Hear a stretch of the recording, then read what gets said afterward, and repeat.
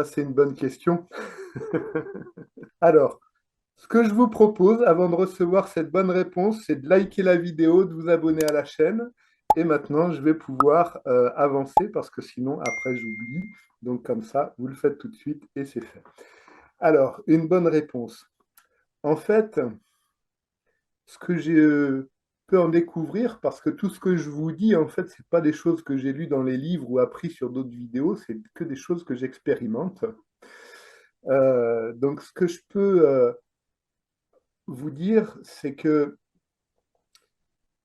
il y a des personnes qui vont être attirées par rapport à des connexions d'âme, à des vies passées, mais c'est pas forcément des personnes euh, avec qui, tu- des fois, il peut juste y avoir quelque chose à régler avec elles, quelque chose à apaiser. Une fois que tu as apaisé ça, ok, c'est bon, vous repartez de chacun de votre côté, la relation se termine, voilà. Par contre, ce qui peut se passer, c'est que tu peux avoir vécu de nombreuses vies avec une personne. Donc là, il y a aussi cette connexion karmique. Ça crée une connexion d'âme parce que je le vois, les personnes qui participent à mes stages, à mes formations, elles se connaissent, elles se voient et il y a des choses fortes au niveau du cœur, au niveau de la connexion qui se fait. Donc là, il y a une connexion d'âme. Mais ce que tu peux vivre aussi, c'est vivre des choses de vie passée avec une personne dans une relation amoureuse, mais peut-être que cette personne, tu l'auras connue avant de commencer tes incarnations. C'est-à-dire que tu l'auras connue en tant qu'essence, en tant qu'âme. Parce que bah, en tant qu'essence, en tant qu'âme, il y a des endroits aussi, hein, comme, enfin, je ne sais pas si ça ressemble à sur Terre, je n'ai pas été voir, explorer, en tout cas, je n'en ai pas le souvenir. Et, mais tu as des interactions avec les autres. Tu n'es pas tout seul dans l'univers, là, comme ça, à aérer. Voilà, c'est pas ça, quoi. Il y a des interactions avec les autres pour que tu puisses continuer à grandir, à évoluer. Et il peut y avoir des personnes que tu as connues en tant qu'âme avant de t'incarner et que tu retrouves après, ici, sur Terre, dans tes différentes incarnations. Et effectivement, là, ça crée un lien. Alors, je vais dire fort, mais c'est du entre guillemets, parce que souvent, quand on me dit c'est un lien très fort, ouais, mais c'est un lien très fort parce que c'est très fusionnel. Donc là, il faut savoir que quand c'est cette connexion-là, c'est pas que fusionnel, quoi. Alors, il y a de la fusion parce que on est des humains aussi, hein, bien entendu. Donc, il faut sortir de ce truc-là, de ce truc humain, mais il y a aussi de l'amour et de la connexion parce que c'est des âmes qui se connaissent.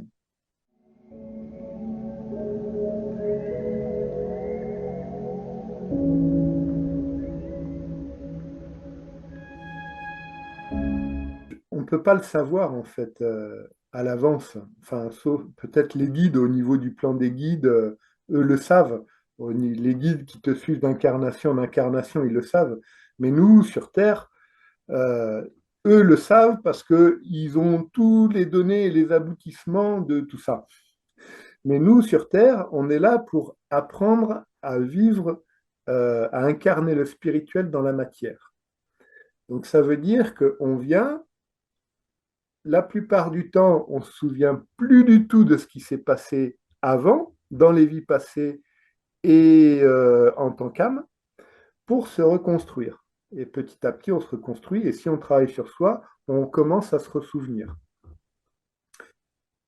Euh, la thérapie prime, ça va pouvoir t'aider à avancer, à sortir de ça, de ces situations répétitives, mais après, on ne peut pas savoir est-ce que c'est un lien d'âme ou est-ce que c'est juste un lien karmique qu'il faut passer à autre chose.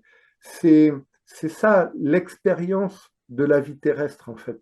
C'est qu'on ne sait pas et le but c'est d'abord guérir ce qu'il y a à guérir, ouvre-toi, apaise et après, tu sentiras. Mais on a aussi un libre arbitre. C'est pour ça, on ne peut pas trop donner de réponse, parce que donner une réponse sur euh, ça, c'est un lien d'âme, ça, c'est qu'un lien karmique, tu vois, ça influence énormément les personnes qui vont te demander ça. Et on peut se tromper aussi. On n'est pas... voilà. Euh, et du coup, la personne pourra prendre une décision qu'elle n'aurait pas prise si tu lui avais pas dit ça. Et là, tu influences le futur et tu influences la vie de quelqu'un d'une manière pas adaptée. L'influencer en lui laissant son libre arbitre et son choix, parce qu'il y a une guérison, c'est une chose. Mais l'influencer, parce que lui dire, voilà, là, tu dois te séparer parce que c'est pas ton lien d'âme ou quoi, oula, avant tout, on est des humains incarnés et on n'est pas sur les plans divins. Voilà. Donc, laissons au plan divin ce qui leur appartient et nous faisons ce qu'on a à faire. Chacun a sa place, chacun a sa fonction. Donc, restons à notre place et à notre fonction. Et si on est là, c'est que c'est juste et c'est qu'on a choisi d'être là aussi.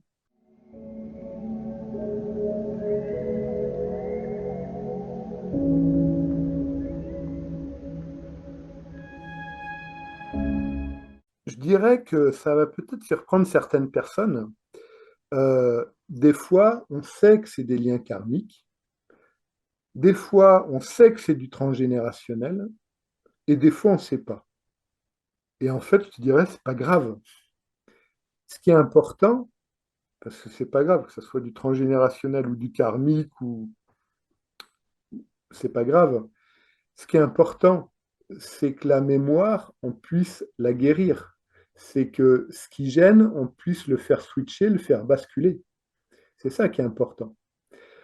Souvent, en tant qu'humain, par rapport à notre mental, on a besoin de savoir, voilà, il y a eu ça, ça s'est passé comme ça s'est passé comme ça. Mais en fait, les mémoires, on peut très bien les guérir et les faire switcher sans parole, juste avec l'énergie, tu vois. Donc, en fait, des fois, avec notre mental, pour nous rassurer, on s'accroche à des choses. Je le comprends, je l'entends, il n'y a pas de souci. Et puis après, au bout d'un moment, on se dit, hop, ouais, bon, ça, c'est ça, bon, je sais pas. Bon, après, quand on voit, je vais donner un exemple, quand on voit qu'on était dans un temple, qu'on sait qu'on était au temps de l'Égypte, au temps des pharaons, au temps de l'Égypte, qu'on se retrouve dans un grand temple, qu'on voit des pyramides et tout ça, on se dit, bon, ça doit pas être de la transgénérationnelle. Tu vois. La transgénérationnelle, ça remonte jusqu'à 6, 7, 8 lignées en arrière. Donc, mettons à peu près 200 ans. Tu vois. Donc, après, quand on recule très, très loin au niveau des souvenirs ou des vies passées, on voit que c'est pas. Voilà.